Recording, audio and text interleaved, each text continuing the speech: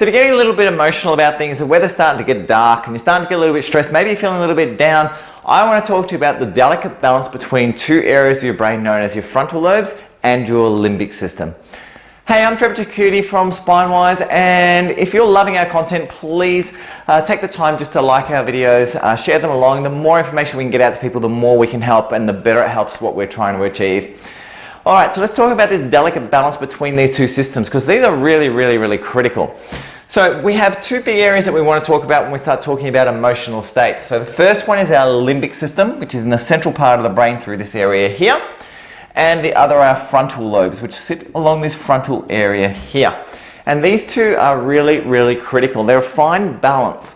So what happens is our emotional centers on this side help protect us from things that are potential threats in our life. If we didn't have those emotions, we might potentially not care about things that might actually threaten our lives in some way, shape or form. On the other side, our frontal lobes keep that side rational and stop them from overwhelming our life. When we start getting an imbalance from this is when we often start seeing people with mental health problems, anxiety, and things like that. So let's look at the balance.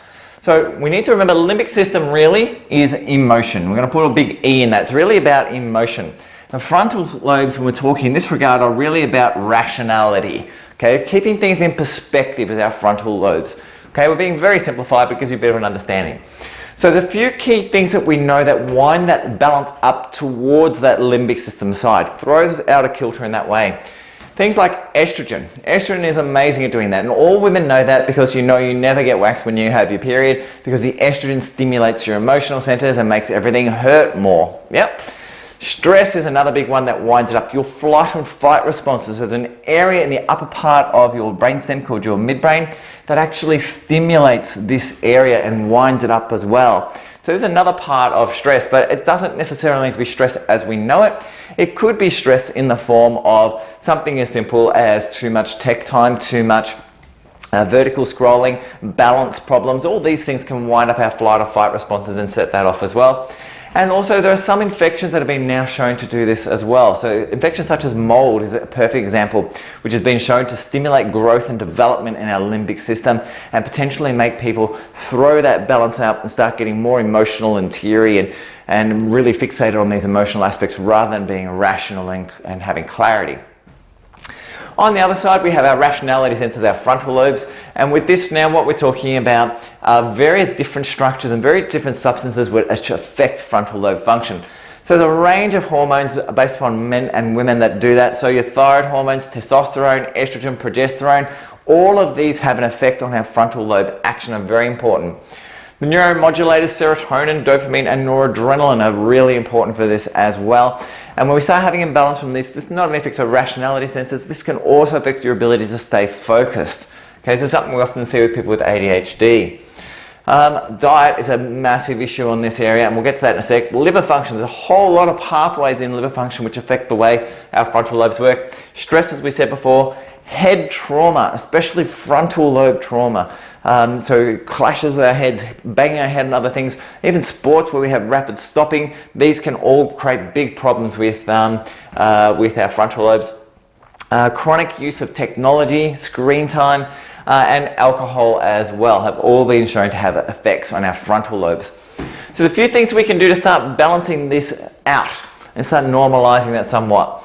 So to bring or to improve our limbic system and bring the balance back, so we've got our scales here, to bring this side back down on our emotional aspect, some things we can try and do is there are some herbs which are anxiety analytics which help control this. So things like rhodiola and bacopa, and please don't ever go using supplements or herbs without actually getting proper advice on this stuff, because there are side effects and are contradictions to some of these things, contraindications I should say, to some of these things. Neuroemotional technique is another thing that's been showing some early promise at changing these areas. There's some limbic retraining mechanisms. There's a lot of different things spoken about in psychology that can help bring that down. And even meditation can potentially have an effect in this area. And likewise, if it is infection-based, potentially treating that infection may also have an effect on that area as well. On the other side, we want to bring our frontal lobes up. We want to bring our rationality centers up to bring that balance back. And some of the things that we know may help frontal lobe function: meditation, as I said before, reducing just the general stress in our life. A whole lot of supplements affect liver function, stress mechanisms, serotonin, dopamine, all these type of things. So minerals and vitamins such as zinc, vitamin B3, B12, folate, betaine, which is vitamin B7, all of these things have been shown to have some kind of effect that may potentially alter patterns within the frontal lobe. Protein is also really important for frontal lobe function. Most of all our neuromodulators we're talking about here are all derived from amino acids, so protein becomes really important. And good sugar regulation, good blood sugar is very important with that as well. And also there's a lot of herbs which can also affect some of these hormones that we're speaking about there. So things such as saffron, St. John's wort, Vitex, Withania, these things can all have potential positive effects if used the right way.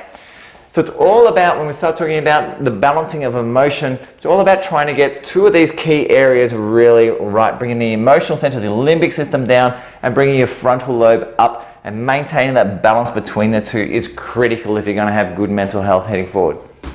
Anyway guys, if you have any further questions, please post them up below. Send me a message, always too happy to help in any way, shape or form. If you've got anything else that you know that works really well for you, add it up, let us know about it as well. Some people have found some amazing stuff that works just specifically really incredibly well for them as well.